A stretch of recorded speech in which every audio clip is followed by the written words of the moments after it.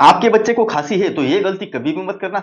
उसे cough syrup देते समय आखिरी में डी या फिर डीएक्स लिखा गया हुआ कफ सिरप बिल्कुल भी मत देना, क्योंकि इसमें डेक्स्ट्रोमिथार्फिन होता है जो कि कफ सप्रेसेंट है। और 5 साल के नीचे के बच्चे को कफ बाहर निकाल के फेंकना नहीं आता। इससे कफ छाती में अटक जाएगा और उसे निमोनिया होने के चांसेस बढ़ जाएंगे।